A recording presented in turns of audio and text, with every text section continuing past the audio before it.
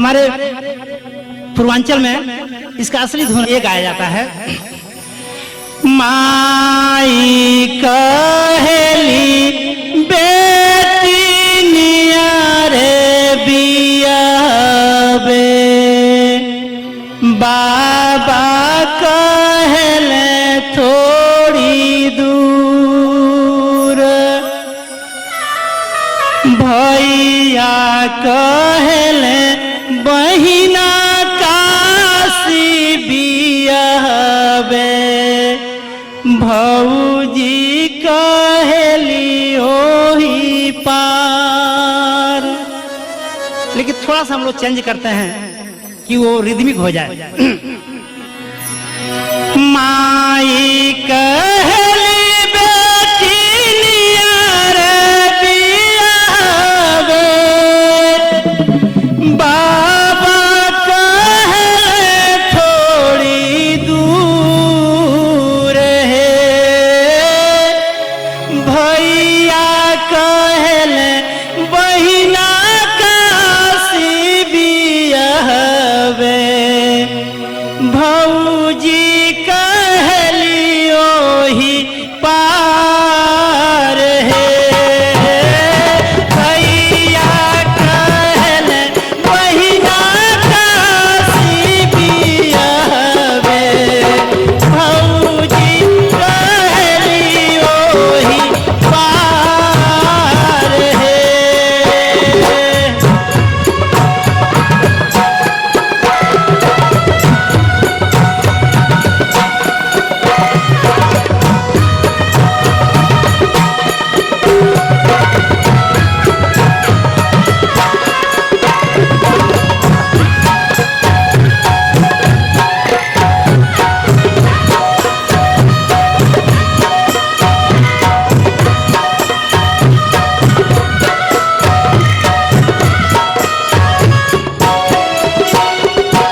माई कहली बेटी रोजा रोजा आइहा, बाबा कहले छवा मास है, माई कहली बेटी रोजा रोजा आइहा, बाबा कहले छवा मास है, भैया कहले बहिना काजे परोजे, भौजी कहली कौन काम है, भैया कहले बहिना काजे परोजे, भौजी कहली कौन काम है।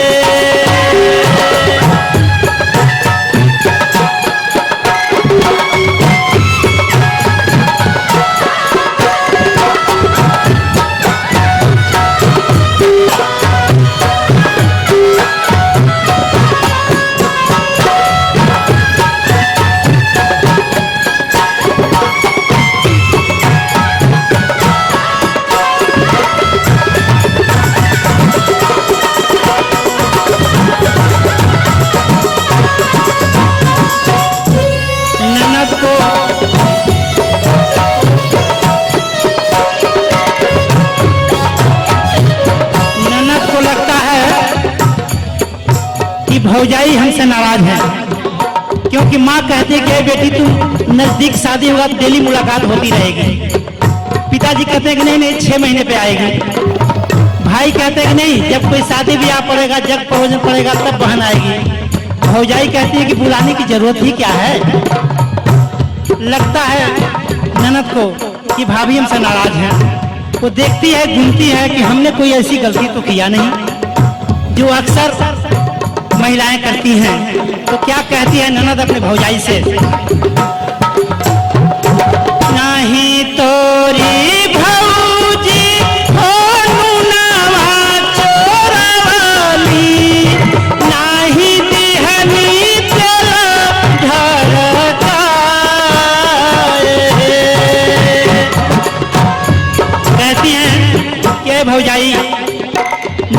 कभी नमक चुरा करके आपके बनाए हुए खाने में मैंने अलग से कोई नमक डाल करके आपकी बेइज्जती भी नहीं कराया, आपको फटकार नहीं सुनवाया। तेल का जो सीसी बोतल रखा जाता था वो मैं चुपके से गिराई नहीं कभी।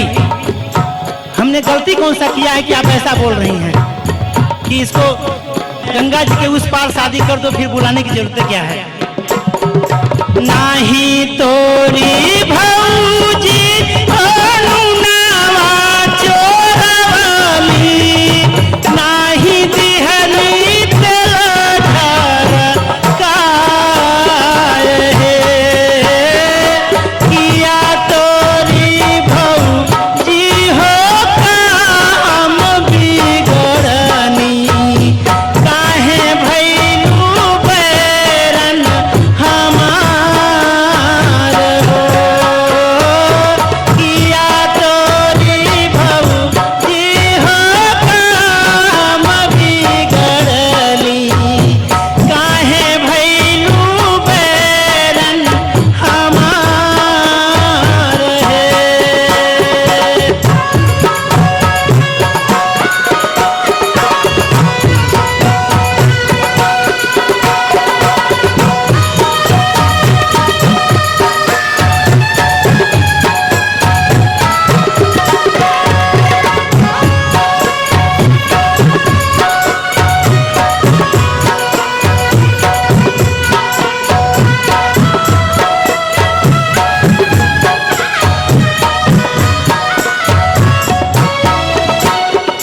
नाही मोरी ननदी दुनु नावा चोरवलू, नाही दिहलू तेलधर काय हो, नाही मोरी ननदी दुनु नावा चोरवलू, नाही दिहलू तेलधर काय हो, अपनी तू भैया से लैया लगवलू। जब मैं कभी छत पे खड़ी हो जाती थी और दूसरे के मकान की तरफ झांकती थी तो आप अपने भैया से जाकर लहरा लगाती थी, झगड़ा लगाती थी कि भैया आज भौजी छत से जो है फलाने भैया की तरफ ताक रही थी, तो जो ये लांछन लगाया है तुमने उसका मैं बदला ले रही हूँ।